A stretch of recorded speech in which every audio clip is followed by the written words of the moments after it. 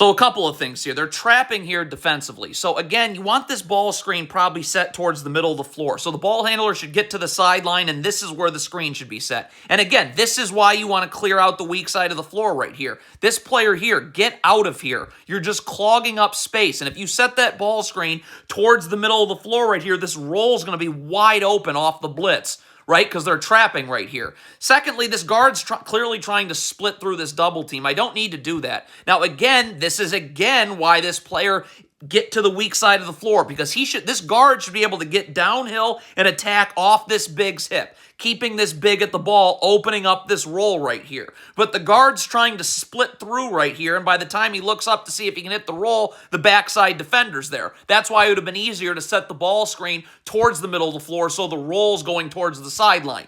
But lastly here, like again, you swing this ball this way right here. So that's going to lose this backside defender right here. This big right here, just seal off. Get into his jersey right here so you're catching this ball in the paint right on the block. Like this defender came from trapping and is recovering. Get into his jersey, seal him off, and you're catching this in the charge circle right now. So we're just looking right down low for 2. Or we can swing it to the wing and then throw it down low for 2. But this has to be a post seal. You've got to get into his jersey. I mean, none of those things happen, and it ends up being a turnover. Again, if you're this guard, this is very important. They're coming out to trap, so you can't pick up your dribble. You got to attack off this big's hip and keep him coming towards the ball. That's just going to open up this roll more. So you can't attack off his hip this way. That opens up this roll. And then we get numbers, right? If a backside defender steps up here, bang, cutter for a layup. Same thing here, cutter for a layup. Or you can have 2 cutters, whatever. But look at the ball hand. You can't pick your dribble up because now they're going to go from sending 2 to the ball to being able to recover back to the big, and we lose that numbers advantage and that. Why these empty side ball screens are so important with the spacing, because this guard's going to lean towards this screen early. So if on an empty side ball screen, a refusal, it's just right to the rim, right? It's just right to the rim. But here on the refusal, like there's a defender sitting here right here in the gaps. But again, like instead of settling for 3s, like we can cut off of this. Like right here, like I can just cut into this open space. So I'm catching this right here. Bang, that makes this defender step up. I can drop it off right here, or I can take it all the way to the rim. But when my man's in help like this, I want to cut. We'll get 2 cutters coming. We're getting a layup out of that. Let's take the guaranteed layup. But again, obviously, if it's an empty side ball screen and that refusal, now I can get right to the rim. In this situation, there's a defender sitting in the gaps, and it's a contested 3, and you don't score. Now the guard is going to split through this trap right here. When you split through a trap, this has to be a layup right here, and we're paying attention. Like, look at, if I'm this player right here and I'm seeing my man step up to help, the second he steps up to help right now, like, I'm already cheating over and cutting. And when he fully steps up to, like, I'm gone. So I'm catching this on the run right here. That's 2. That's 2 points. I got to cut from the corner, though, when I see my man step up to help like this, right? But you stand in the corner right here, you split through the trap, and it's the same exact thing here. They're going to trap, and the guard's going to split through. But first of all, again, this player should not be standing at the free throw line. You're just bringing a defender right there in the gaps. Get wide. And this is why if you just clear out the weak side of the floor, if you're splitting and this ball screen gets set towards the sidelines, if you're splitting through these traps, you're getting right to the rim. But still, I've got to be able to get a layup out of this. He splits through the trap right here. The second I see him split through a trap right here, this big, you got to cut. Right here, right where everyone's getting downhill. This player's got to, he's going to have to step up and take the ball. So we're cutting immediately, and then we're cutting immediately. So we're getting a layup.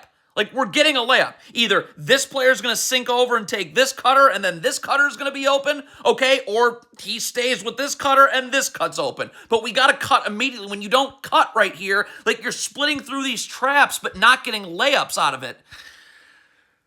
Yeah, and here you go. It's a high ball screen. It's on an empty side ball screen. But again, the guard leaned towards the screen right here, so it's an easy refusal right here. But look what happens here. Just notice the cutting. Like, this player steps up to help. So we're not trying to finish through a second defender right here. This player's in this dunker spot, and he cuts inside the block right here. So they'll get, when he steps up to help, bang. It's just a drop-off pass. I mean, you can get these every single time.